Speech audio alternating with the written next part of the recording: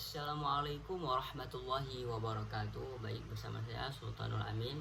Jadi saya hari ini akan mengumpulkan tugas takwim, yakni membuat 3 pertanyaan dari setiap kelompok.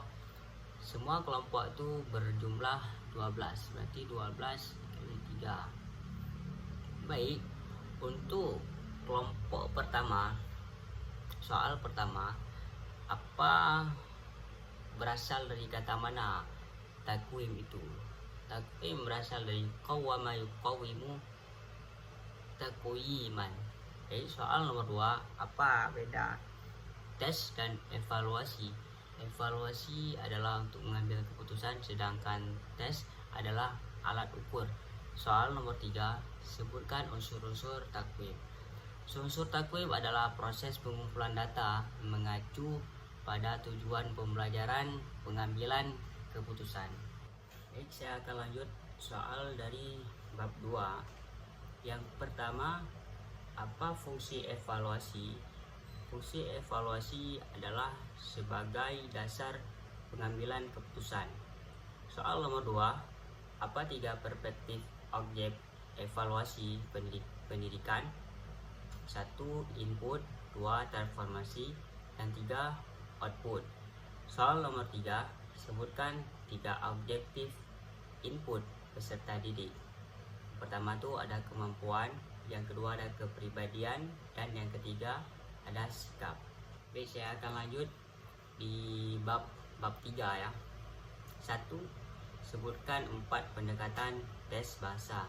Yang pertama itu ada esai, kedua terjemah, yang ketiga itu ada strukturalis, yang keempat ada integratif.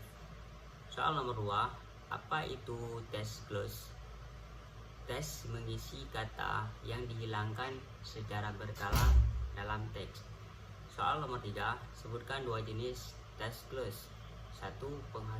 Penghapusan kata berinterval, dan yang kedua fokus pada jenis kata.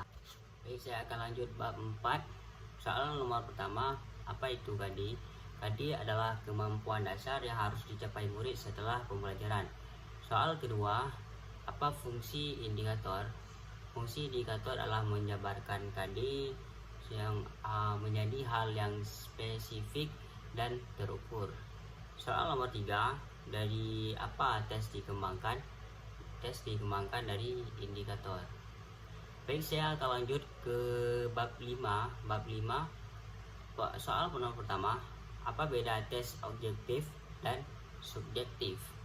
Tes objektif adalah skor yang sama dari pemeriksa, sedangkan subjektif skornya berbeda. Soal nomor 2, sebutkan 2 format butir soal. 1 ada pilihan ganda, yang kedua ada menjodohkan kata. Soal nomor 3, berapa alternatif pada pilihan ganda? Ada 4 atau 5. Baik, saya akan lanjut ke bab 6. Soal nomor pertama dari bab 6, apa itu mufradat aktif? Mufradat aktif adalah mufradat yang diharapkan muncul dari ucapan atau tulisan murid. Yang kedua, apa 2 unsur fawaid? Yang pertama itu ada nahwu, yang kedua ada saraf. 3. Sebutkan 1 format soal mufradat. Soal mufradat formatnya pilihan ganda. Lanjut bab 7. Soal nomor pertama, kenapa istimewa itu lebih sulit daripada qiraah? Karena istimewa itu dia tidak bisa diulang atau dilihat seperti di teks. Baik, soal nomor 2, sebutkan 1 keterampilan yang diuji, yaitu keterampilan istimewa. Soal nomor 3, apa tujuan tes istimewa? Tujuan tes istimewa mengukur kemampuan untuk memahami bahasa secara lisan. Saya akan melanjutkan bab 8. Apa itu kesukaran soal? Kesukaran soal adalah persentase murid menjawab benar.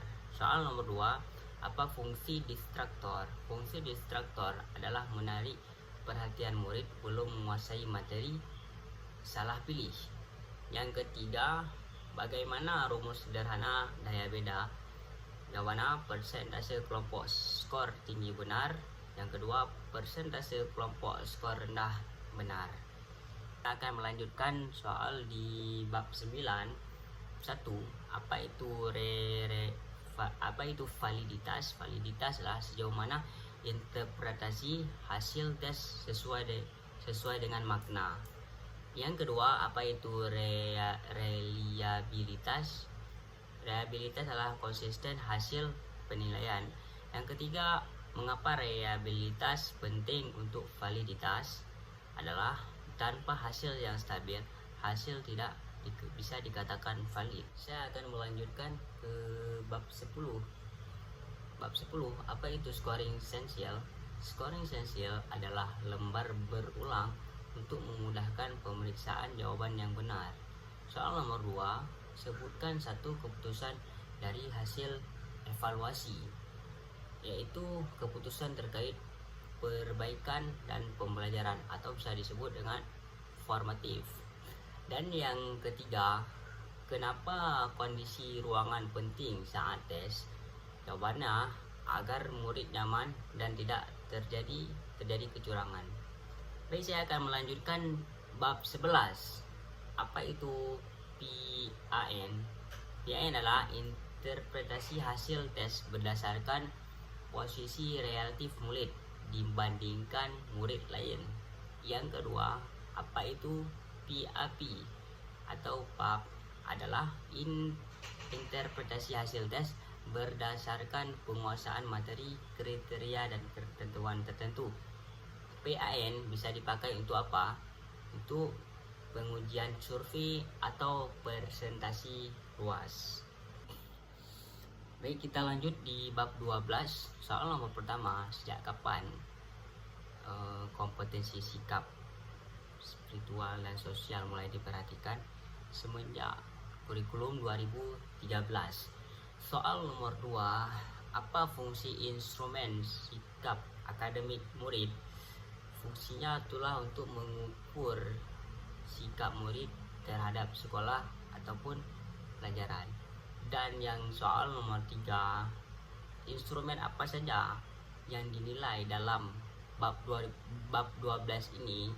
Yang pertama itu adalah sikap akademik murid, yang kedua ada budi pekerti, dan yang ketiga ada yang namanya minat terhadap pembelajaran. Baik, cukup sekian yang dapat saya sampaikan. Wabillahi taufik wal hidayah. Assalamualaikum warahmatullahi wabarakatuh.